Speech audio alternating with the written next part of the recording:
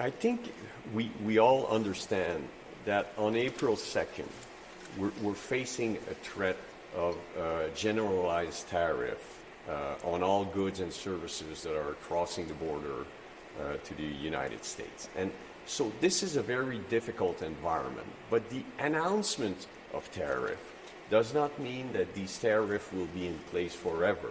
It will be, they will be in place to exert some pressure on Canada and Quebec, and the negotiation will continue.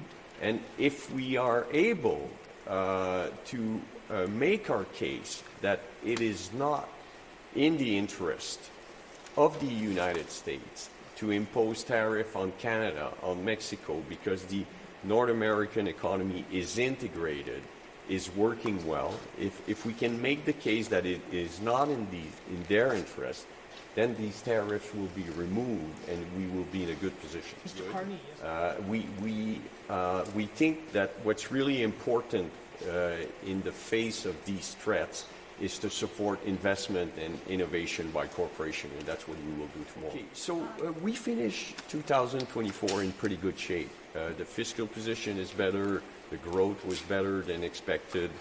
When you look at the saving rates, it's higher in Quebec than the rest of Canada. When you look at the debt to disposable income, it's lower in Quebec than Canada. When you look at GDP per capita, we've closed the gap with Ontario. The base case is not a recession. We have alternate scenarios where one of the scenarios is going to be a recession. What I think is really important for all of us to understand is that if there is a recession in Quebec, it's going to be because there is a recession in Canada and most likely a very severe economic slowdown in the U.S. The North American economy is integrated. We're growing together. We're innovating together. Our supply chains are integrated. So it is not in the interest of the United States to impose tariffs on Canada and Quebec for a prolonged period. The start of the process is an economic assumption. Like you say, let's say, for example, you say we're going to grow by this in 2025, and therefore we're going to have these revenues, and therefore we can spend this money.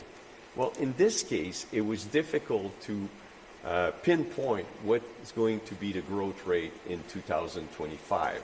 And as a March announcement came, as a steel and aluminum tariff came, we were under the dilemma of where do we stop and say this is our base case for economic growth, and the other scenarios will have to be treated in alternative scenarios.